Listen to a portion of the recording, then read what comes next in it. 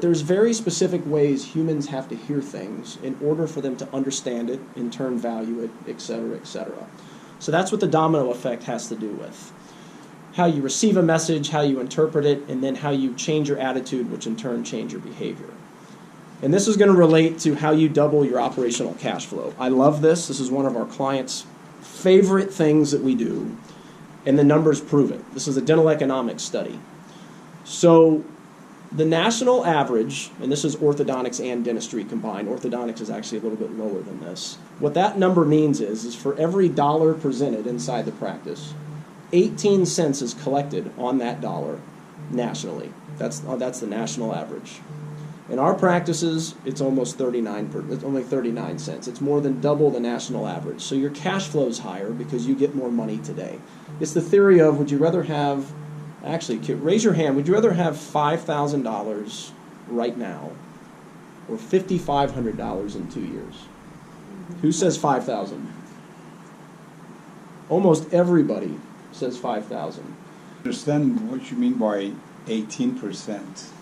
That's way too low. It is low. It's very low. But that's the so for every dollar that's presented inside a dental practice, what does that mean by presented? Like as a consultation? Yeah. So I sit down face to face with you and say Invisalign. Say you need Invisalign, and I go through my spiel, and let's say you put down $1,000 today.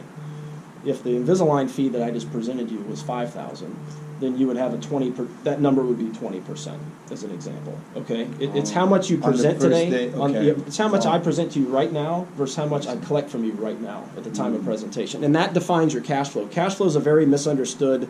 It's a few slides. I'm going to go to it right now. Is that for dental or ortho? Or it's combined. Ortho is like 13%.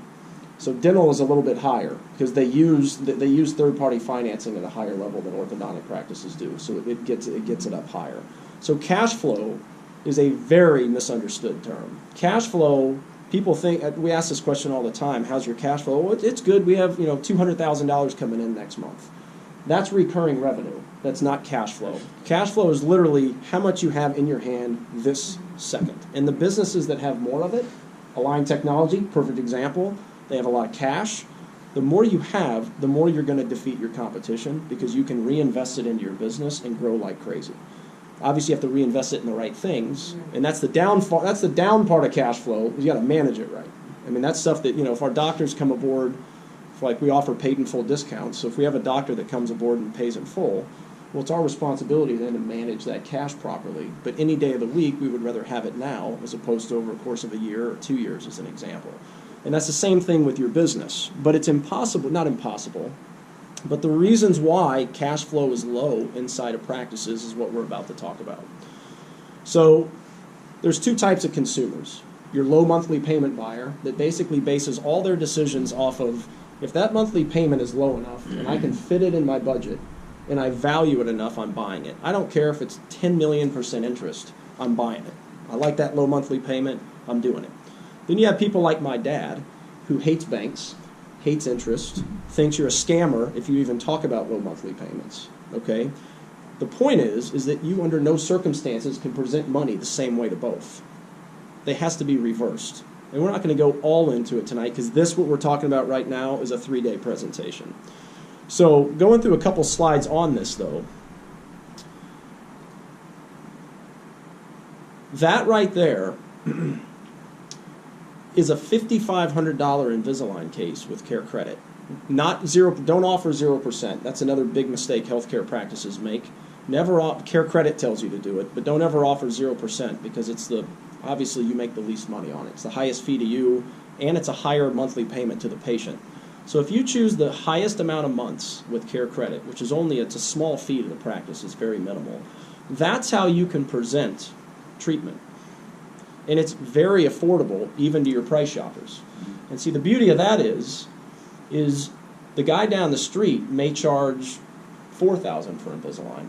But if they're telling that same price shopper we charge $4,000, but you're telling that price shopper you only charge $137 a month, even though you're more expensive, because of the way you presented it, they're likely to choose you. And that's just using the domino effect. It's how you present and who you're presenting it to. It's not hard. You could have your guys, we call them financial experts, whoever presents money, because we believe, puts more value on the position. A patient doesn't know what a treatment coordinator is. They don't know that. That's value to all of us in the room, but the consumer doesn't know what the heck it is. Financial expert is an expert with money. It doesn't take a rocket scientist to figure that out. So it's little changes like that. So if you just make that switch and present money that way, your cash flow will go up immediately because you're going to be putting things through third-party financing and getting all the money up front. And it increases your acceptance because you don't sticker shock them. That's the beauty of this, is that if you're dealing with somebody like my mom, who represents about 85% of this entire country, the vast majority of America buys via low monthly payments. That's how they make their decisions. That's why we're in a debt crisis. Conversation for another time. So if you talk the consumer language and you present it that way, you don't sticker shock them. I think